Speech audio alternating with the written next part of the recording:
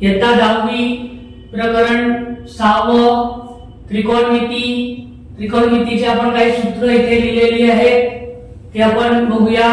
त्रिकोणमिती आपल्याला काटकोन त्रिकोणामध्येच वापरायची आहे. ते आपण एक ABC काटकोन त्रिकोण काढलाय. B हा 90 अंशाचा आहे.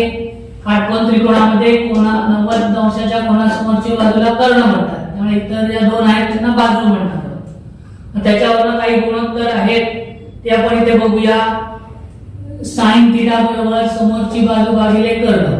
थीटाच्या समोरची बाजू, या कोनाच्या समोरची बाजू येते AB आणि कर्ण आहे AC, म्हणून AB छेद AC. cos थीटा बरोबर लगतची बाजू छेद कर्ण. थीटाच्या लगतची बाजू BC पण येते, AC पण येते, पण AC ला आपण कर्ण म्हणतो म्हणून BC घेणार आहोत. म्हणून cos थीटा बरोबर लगतची बाजू छेद कर्ण बरोबर BC छेद AC.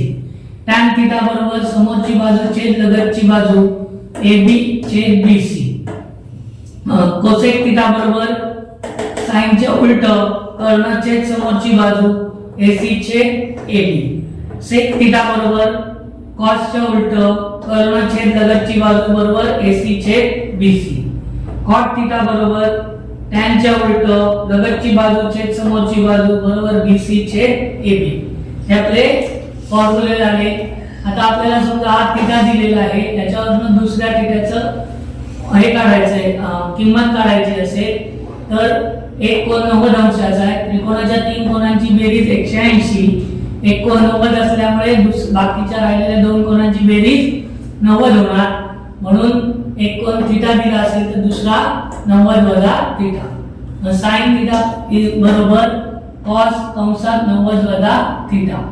cos थीटा बरोबर sin कंसात 90 वजा थीटा. tan थीटा बरोबर cot 90 वजा थीटा. cot थीटा बरोबर tan 90 वजा थीटा. cosec थीटा बरोबर sec 90 वजा थीटा. sec थीटा बरोबर cos cosec 90 वजा थीटा. त्यानंतर पुढचं आहे sin थीटा गुणिले cosec थीटा बरोबर 1. हे आपल्याला सिद्ध करायला येत नाही, पण लक्षात ठेवा. आता गुणिले आपण एखादं पद तिकडे नेलं की भागिले होईल, म्हणून cosec थीटा बरोबर 1 छेद sin थीटा. sin थीटा बरोबर 1 छेद cosec थीटा. cos थीटा गुणिले sec थीटा बरोबर 1.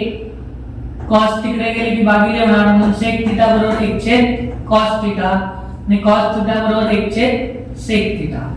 tan थीटा गुणिले cot थीटा बरोबर 1. cot थीटा बरोबर 1 छेद tan थीटा आणि tan थीटा बरोबर 1 छेद cot theta. sin theta upon cos theta बरोबर tan theta. cos theta upon sin theta बरोबर cot theta. sin square theta plus cos square theta is equal to 1. मग एक sin तिकडे नेले, cos square theta बरोबर 1 छेद sin square theta.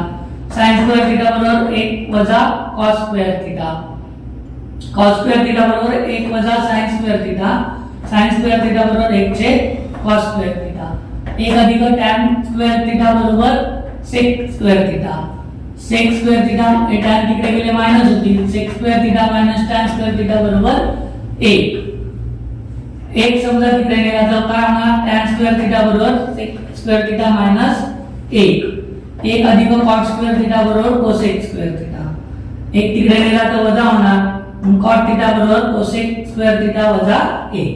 cosec square theta वजा cot square theta बरोबर 1.